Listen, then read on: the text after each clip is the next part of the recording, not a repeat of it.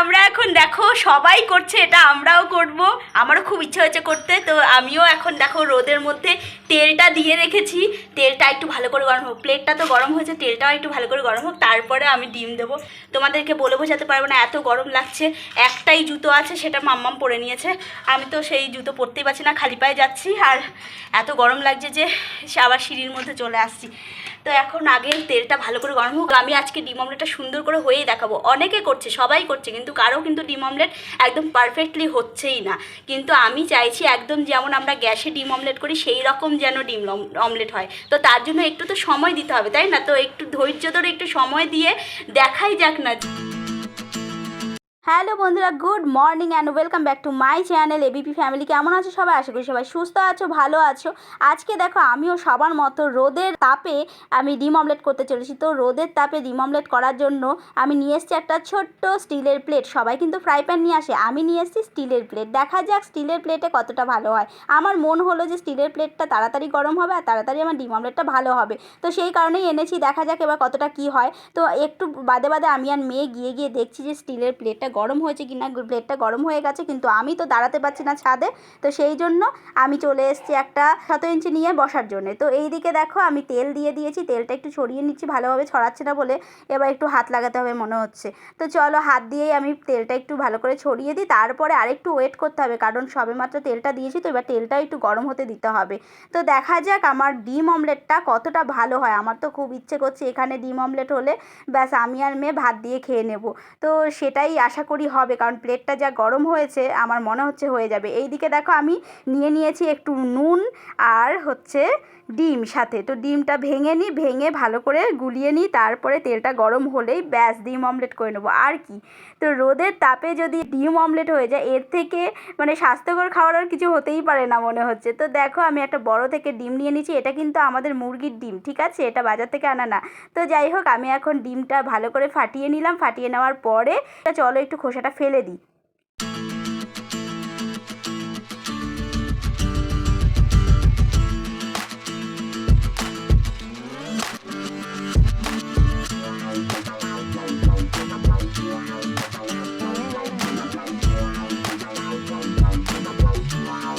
সুন্দর করে হয়েই দেখাবো। অনেকে করছে, সবাই করছে, কিন্তু কারো কিন্তু ডিম অমলেট একদম পারফেক্টলি হচ্ছেই না।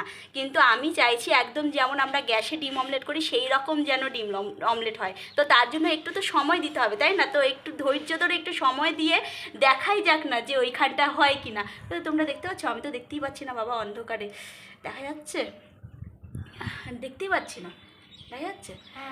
হ্যাঁ, এটা দেখা যাচ্ছে। তো বন্ধুরা, মানে কি বলবো, আমি ভীষণ এক্সাইটেড, তার সাথে আমার মেয়েও খুব এক্সাইটেড। দেখো বসে গেছে কেমন করে।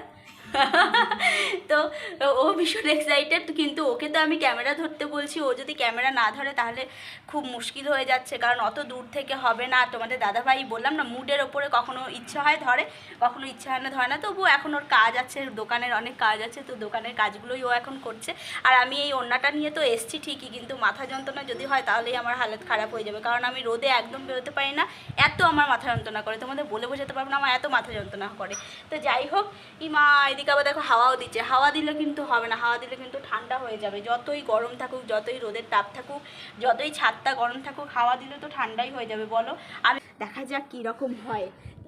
তোর ইচ্ছে।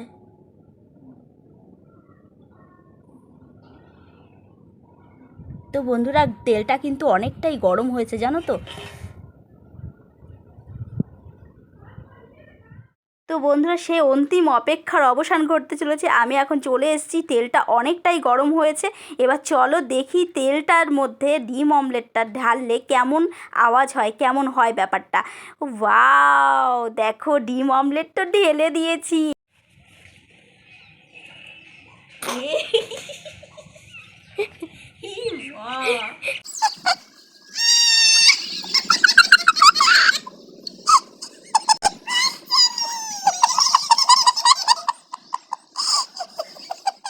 না, আরেকবার করে দেখো, করে দেখো না আরেকবার। আর কি করবো? তুই সাইডে সাইডে দেখো। তুমি কি আবার সাইডে সাইডে কি দেখবো? হবে না। ফেকিং।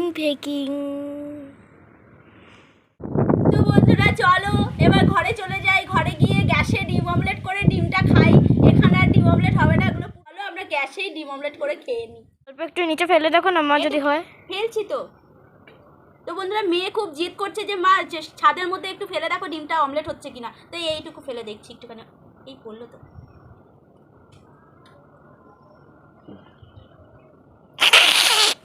আমার এইটুকু ডিমও তুই নষ্ট করলি।